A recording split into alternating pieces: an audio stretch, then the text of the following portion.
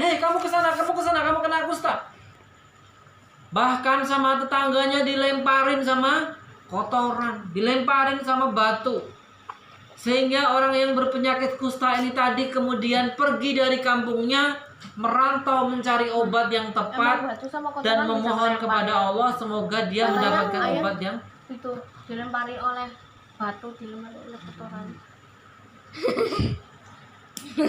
Kenapa? Oke. Kemudian ada satu lagi, yaitu apa? Orang yang gundul atau orang yang botak. Orang botak ini selalu dihina oleh tetangganya, selalu dihina oleh tetangga-tetangganya, dihina oleh lawan jenisnya. Dia selalu dihina dengan kata-kata, hei botak. Selalu seperti itu. Kemudian dia memutuskan pergi merantau untuk mencari obat supaya dia tidak botak. Kemudian yang ketiga adalah ada seorang buta. Orang buta ini tadi dia selalu ditipu oleh banyak orang, sehingga kemudian dia ikut merantau dan mereka bertiga bertemu di suatu tempat.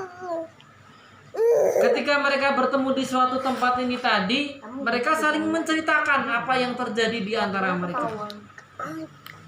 Kemudian mereka berpisah dari situ.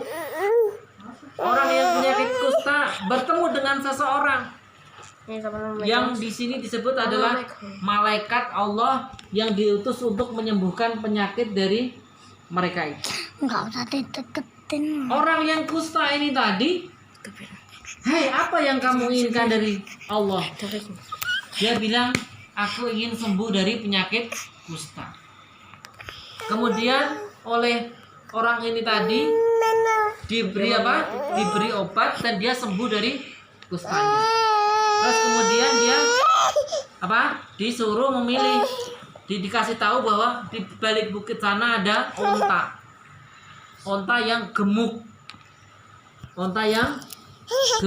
dan sudah hamil.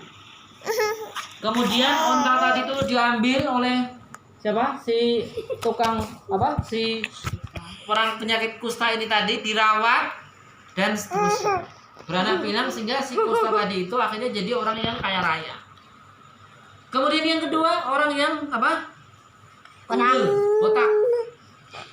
Bertemu juga dengan malaikat tadi. Kemudian dia ditanya, hei kamu mau apa?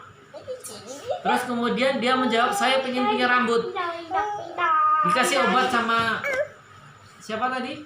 Malaikat tadi itu. Terus kemudian dia punya rambut dan kemudian ditanyain, kamu pengen punya apa?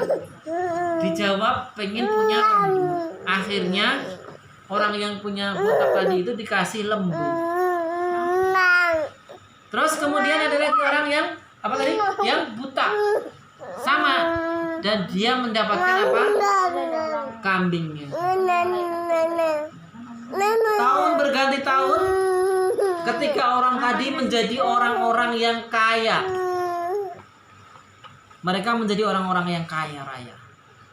Dari awalnya orang yang berpenyakitan, kemudian Allah mengutus malaikatnya untuk mencoba mereka. Apakah mereka adalah orang-orang yang bersyukur atau tidak? Kemudian Allah mengirimkan orang kusta kepada orang yang kusta tadi. Ditanyain, hei, kamu ngapain di sini? Tuhan, saya punya penyakit kusta, saya perlu makan Tuhan. Nah, kamu sana. Kamu bikin penyakit aja, nanti semua hewanku mati gara-gara kamu. Padahal orang yang ngomong tadi itu dulu juga orang yang punya penyakit kusta. Tetapi dia mengusir orang yang penyakit kusta. Kemudian Allah mengazabnya dengan apa? Mematikan semua hewan peliharaannya dan mengembalikan penyakit kustanya ke asalnya. Demikian pula orang yang botak sama.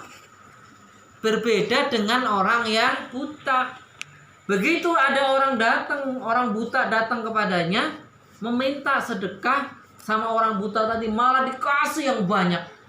Oke, dia minta apa? Mas, tak kasih semuanya apa segala macam. Kenapa? Karena dia adalah hamba Allah yang bersyukur. Kemudian hartanya menjadi semakin bertambah dan semakin banyak.